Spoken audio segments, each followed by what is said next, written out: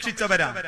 അവസാനം ചില വാപ്പാര് മക്കളെയൊക്കെ പഠിപ്പിച്ച് മക്കളൊക്കെ ഒരു നിലക്കെത്തുമ്പോ പിന്നെ മക്കളൊരു വർത്താനം, വാപ്പ നിങ്ങൾ പണിക്കൊന്നും പോകണ്ട, നിങ്ങൾക്ക് ഞാൻ നോക്കിക്കോളാം കുടുംബം. അത് ആഗ്രഹിക്കുന്നവരാ എല്ലാ വാപ്പാരും. മക്കളേന്നൊരു വർത്താനം, കുടുംബം ഞാൻ നോക്കിക്കോളാന്ന് പറയുന്ന ഒരു വർത്താനം, അതുവരെ വാപ്പാര് നയിക്കും, അതുവരെ വാപ്പാര് ഓടും. വാപ്പാര് സമ്പാദിക്കുന്ന സമ്പത്തുകളെ കൊണ്ട് നിങ്ങൾ കാണലില്ലേ? അങ്ങാടിയിലേക്ക് ഇറങ്ങിയിട്ട് കൈമലൊരു 10 റുപ്യന്റെ കാണുന്നോലൊക്കെ വിളിക്കും, എന്റെ വക ചായ വന്നോ, എന്റെ വക ചായ, പൈസ ഞാൻ കൊടുക്കും. എഴുന്നേറ്റവും പോന്റവും കൂടി കൊടുത്തിട്ടേ പോകും. വാപ്പന്റെ ഉണ്ട്, മീൻ കച്ചവടക്കാരനായാലും കൈക്കൊട്ടുകാരനായാലും ഇനി പറയം പണിയെടുക്കുന്നവനായാലും കയ്യിൽ ആ പൈസ ഉണ്ട്. അവസാനം മക്കളൊക്കെ ഒരു നിലക്കെത്തി, മക്കളൊക്കെ ഒന്ന് വിളിച്ചറിഞ്ഞു, വാപ്പ ഇനി പണിക്കൊന്നും പോകണ്ട, ഞാൻ അയച്ചെന്നോളാം. വാപ്പാരുണ്ടായിരുന്ന മീൻകൊട്ടയും വെക്കും, ഉള്ള കൈക്കൊട്ടും തുമ്പയൊക്കെ വേറോരോരുത്തർക്ക് കൊടുക്കും, റാഹത്തായി. ഇനി മക്കൾ നോക്കും. ആഴ്ച 1 കഴിഞ്ഞു, മാസം 1 കഴിഞ്ഞു, 2 കഴിഞ്ഞു, 3 കഴിഞ്ഞു, വാപ്പാന്റെ പേരിൽ പൈസ അല്ല. എന്തെങ്കിലും വേണേ ചെലവിന്റെ വാപ്പക്ക് ഞാൻ തന്നോളാന്ന് പറഞ്ഞ മകന്റെ വിളിയൂല്ല. നിവൃത്തികേട് കൊണ്ട് വാപ്പാര് ചില ഉമ്മാരെ കൊണ്ട് ചോദിപ്പിക്കും, ഓനെന്തെങ്കിലുമൊക്കെ തരാനറിഞ്ഞില്ലല്ലോ, അപ്പൊ ഒന്നുമില്ലല്ലോ, ഇയൊന്ന് ചോദിച്ചു. അവസാനം ഉമ്മാര് ചോദിക്കും, ചില വാപ്പാരെന്നെ നേരിട്ട് ചോദിക്കും, മോനെ ഒന്നുമില്ലല്ലോ. വീട്ടിലേക്ക് തിരിച്ചു വരുന്ന വാപ്പാക്ക് പേരക്കുട്ടികൾക്ക് ഒരു 50 പൈസന്റെ മുട്ടായി വാങ്ങാൻ പോലും പല വാപ്പാരെ കീശയിലും പൈസ അല്ല. ചോദിക്കലുണ്ട് ഏതെങ്കിലും മക്കള് വാപ്പാരോട്? അങ്ങനെ തിരിച്ചു വരുന്ന അല്ലെങ്കിൽ ചോദിക്കുന്ന വാപ്പാരോട് ചില മക്കൾ പറയുന്ന മറുപടി എന്താ? എന്തിനാ വാപ്പ അങ്ങക്ക് ഇപ്പൊ ഒരു പൈസന്റെ ചെലവ്? കുടുംബം ഞാനല്ലേ നോക്കുന്നത്. നിങ്ങൾക്ക് എന്തെങ്കിലും ചെലവ് വേണമെങ്കിൽ നിങ്ങൾ ഓളോട് ചോദിച്ചോളി, ഞാൻ ഓളെ പേരിൽ അയക്കുന്നത്.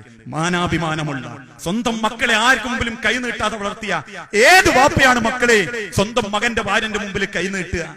ആ മക്കളുടെ കയ്യിൽ നിന്നും കിട്ടേണ്ട പണം കൊണ്ട് നാലാളുകൾക്ക് ചായ വാങ്ങിക്കൊടുക്കേണ്ട ഗതികേട് വേണ്ടാന്ന് വെച്ച് പട്ടിണി കിടക്കാൻ തയ്യാറുള്ളവരാ ഒരു കാലഘട്ടത്തിലധികവും നമ്മളെ പോറ്റി വലുതാക്കിയ മാതാപിതാക്കള്. വിദേശത്ത് നിന്ന് വിളിക്കുന്ന മക്കൾക്ക് നെറ്റായാലും അല്ലാതെ വിളിച്ചാലും മണിക്കൂറുകളോളം ഭാര്യമാരോട് സംസാരിക്കാൻ നേരണ്ട്. പെറ്റുമ്മാനോട് വിശേഷം ചോദിക്കാൻ നേരല്ല, വാപ്പാനോട് ചോദിക്കാൻ നേരല്ല. വേണ്ട ഒരു മക്കളുടെയും പണം വാപ്പാർക്ക് അവര് ചോദിക്കാറില്ല. എന്റെ വാപ്പാക്ക് ഞാൻ കൊടുക്കുന്ന പണത്തെക്കാൾ ഏറെ ഏത് വാപ്പാരും ആഗ്രഹിക്കുന്നത് എന്താ? ഒരു ചോദ്യം, വാപ്പ നിങ്ങൾക്കൊരു സൂക്കേട് അല്ലെങ്കിൽ നിങ്ങൾക്കൊരു അസ്വസ്ഥത ഉണ്ട് എന്നൊക്കെ കേട്ടിരുന്നല്ലോ, ഡോക്ടറെ അടുത്ത് പോണോ? ഞാനൊരു ദിവസം ലീവാക്കണോ? ഞാൻ വരണോ? അതല്ലെങ്കിൽ ഞങ്ങളെല്ലാവരോടും കൊണ്ടുപോണോ? മതി. ഉള്ള കൊരന്റെ സങ്കടാണെങ്കിൽ പോലും വാപ്പ അത് പൊത്തിപ്പിടിച്ചിട്ട് പറയും, വേണ്ട മക്കളെ. ആ ചോദ്യ മക്കളെ നമ്മൾ ആഗ്രഹിക്കേണ്ടത്, ആ ചോദ്യം നമ്മൾ ദുനിയാവ് പ്രതീക്ഷിക്കേണ്ടത് ഇല്ലാതായിക്കൊണ്ടിരിക്കുകയാണ്, അവഗണിക്കപ്പെട്ടുകൊണ്ടിരിക്കുകയാണ് മാതാപിതാക്കള്. ഓരോരോ വീടിന്റെ മൂലയിലേക്കും ഓരോരോ കോലങ്ങളിലേക്കും. പണ്ട് കാലങ്ങളിലൊക്കെ ജനിച്ചു വീഴുന്ന കുഞ്ഞിനെ ഒക്കത്തെടുക്കുമ്പോ വായിൽ നിന്നും തേനൊലിക്കുന്നു എന്നാണ് നമ്മൾ പറയാറുള്ളത്, അല്ലേ? ആരാ അത് തേനാന്ന് പറഞ്ഞത്? വൈദ്യശാസ്ത്രം ഓർമ്മപ്പെടുത്തിയ അത് തുപ്പല, ഉമിനീരാണത്.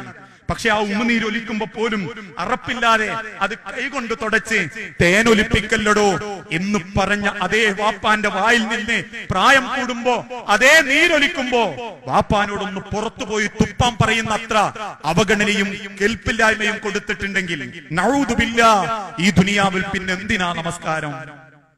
സ്വന്തം വാപ്പാനെയും ഉമ്മാനെയും നോക്കാത്തവർക്ക് പിന്നെ എന്തിനാ മനുഷ്യരെ ജമാഅത്ത്? പിന്നെ എന്തിനാ ഖുർആൻ ക്ലാസ്? പിന്നെ ആരെ കാണിക്കാനാ ഈ പരക്കം പാഴ? ചില ഉദാഹരണം പറയാറുണ്ട്, എന്തൊക്കെ ബാക്കിയായാലും അവസാനം ബാക്കിയാവുക ഉമ്മാന്റെയും വാപ്പാന്റെയും സ്നേഹം മാത്രം.